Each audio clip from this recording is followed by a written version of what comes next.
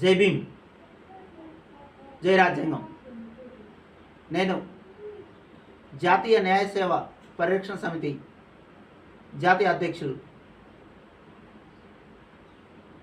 Bhattu Srinivas, MA LLB, MA MPhil. November 26వ తారీఖున రాజ్యాంగ దినోత్సవం జరుపుకుంటున్నాం. రాజ్యాంగం ప్రతి సామాన్యుడికి తెలియాలి, అందులో ఏముందో ముఖ్యంగా తెలియాలి. ఈ రోజు నుండి న్యాయ సేవా పరిరక్షణ సమితి రాజ్యాంగ క్లాసెస్ని అందిస్తూ ఉంది. అందులో భాగంగా ప్రజాస్వామ్యం అంటే ఏంటో ఈరోజు మనం చర్చిద్దాం.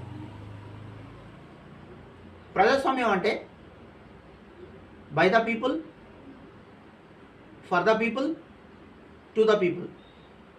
ప్రజల చేత, ప్రజల కొరకు, ప్రజలే పరిపాలించుకునే ప్రభుత్వాన్ని ప్రజాస్వామ్యం అంటే. ఈరోజు ప్రజాస్వామ్యంలో ప్రజలే ప్రభువులు. మరి ఈ విషయం ప్రజలకు తెలియకపోవడం వల్ల వాళ్ళు తక్కువ అని భావిస్తున్నారు. నిజానికి ప్రజలు వేసిన ఓటు చేతే, ఓటు హక్కు ద్వారా ప్రజాస్వామ్యం బతుకుతూ ఉంది. ఒక నియోజకవర్గంలో అందరూ అసెంబ్లీకి వెళ్ళలేరు కాబట్టి వాళ్ళ ఓటు ద్వారా ఒక ఎమ్మెల్యేని ఎన్నుకుంటారు. ఎమ్మెల్యేలు అందరూ కలిసి ముఖ్యమంత్రిని ఎన్నుకుంటారు. దీనికి పునాది ప్రజలే. ప్రజల యొక్క హక్కుల్ని ఎవ్వరు కూడా కాలరాయకూడదు.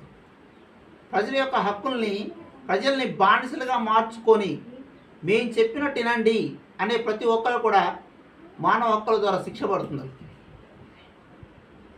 226వ ఆర్టికల్ ద్వారా హైకోర్టులోను, 32వ ఆర్టికల్ ద్వారా సుప్రీంకోర్టులోను మనం అప్లై చేసినప్పుడు మానవ హక్కుల ఉల్లంఘన జరిగితే వాళ్ళకి శిక్ష పడుతుంది. కాబట్టి ఇక్కడ ప్రజలు వాళ్ళకి ఏంటి అంటే ప్రజాస్వామ్యంలో మనకేమీ లేదు అనుకుంటున్నారు. అది తప్పు. ప్రజలే ప్రభువులు. ప్రజల ద్వారానే ఈ ప్రభుత్వాలు నడుస్తాయి. ఒకవేళ ప్రజలు ఓటు అమ్ముకుంటే వాళ్ళు బానిసలు అయిపోతారు. అందుకే బాబాసాహెబ్ అంబేద్కర్ ఒక మాట అంటాడు, ఈ ఓటుని ఉపయోగించుకుంటే రాజు అవుతావు, ఈ ఓటుని అమ్ముకుంటే బానిస అవుతావు. అందుకని ఓట్లు అమ్ముకున్న ప్రతి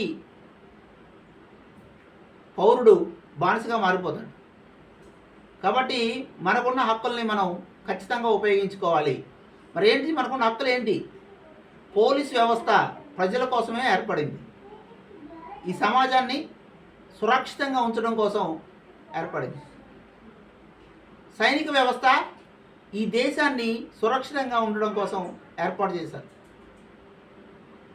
అదేవిధంగా ఎమ్మెల్యేలు, ఎంపీలు ప్రజలకి అవసరాల కోసం, అవసరాలు తీర్చడం కోసం ప్రజాస్వామ్యంలో పరిపాలన అందించడం కోసం ఏర్పడిన వ్యవస్థ.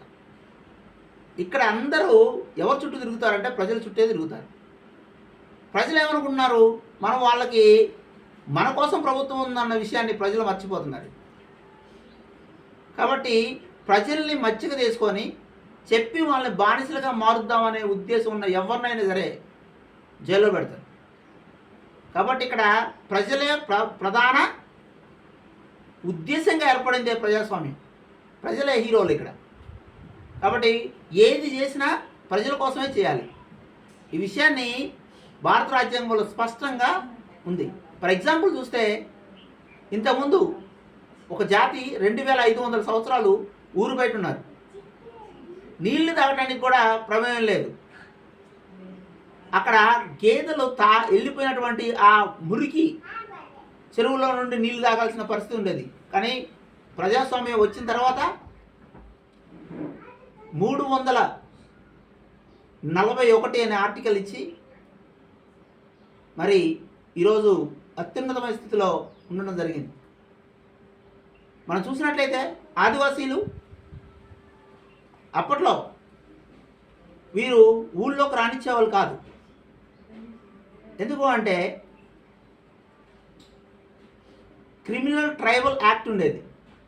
అంటే వీళ్ళు బలవంతులు, ఊళ్ళోకి వస్తే మమ్మల్ని దోసుకుపోతారని చెప్పి అప్పట్లో బ్రిటిష్ కాలంలో ఈ చట్టం తీసుకొచ్చారు.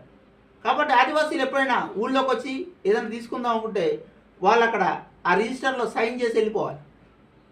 అలాంటి పరిస్థితి ఉంది. మరి ఈరోజు వాళ్ళకు కూడా 342వ ఆర్టికల్ ఇచ్చి వాళ్ళు ఉన్నతమైనటువంటి స్థితిలో ఉన్నారు, వాళ్ళకి రిజర్వేషన్ ఉంది. అట్లా బీసీలు కూడా చాలా వెట్టి చాకరీ చేసేటటువంటి వాళ్ళు. వాళ్ళకి రాజ్యాంగంలో మొట్టమొదటిసారిగా రిజర్వేషన్ రాసింది బీసీలకి. 340 ఆర్టికల్ ద్వారా బీసీలు వాళ్ళు స్వతంత్రంగా బతుకుతారు.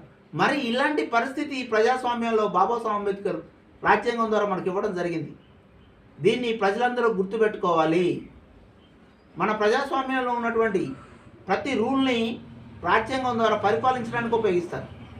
రాజ్యాంగాన్ని అనుసరించే పరిపాలించాలి. రాజ్యాంగాన్ని అనుసరించకుండా ఎవరు పరిపాలించడానికి వీల్లేదు. మరి ఏముంది సార్ అంటే ఆర్టికల్ 38 ద్వారా ప్రజా సంక్షేమం కోసం మనకి ఉన్నటువంటి స్కీమ్స్ అన్నీ కూడా వచ్చాయి. కాబట్టి వృద్ధాప్య పెన్షన్ ఆర్టికల్ 38 ద్వారా వచ్చింది, భారత రాజ్యాంగంలో ఉంది. అలాగే వితంతు పెన్షన్ ఆర్టికల్ 38 ద్వారా వచ్చింది.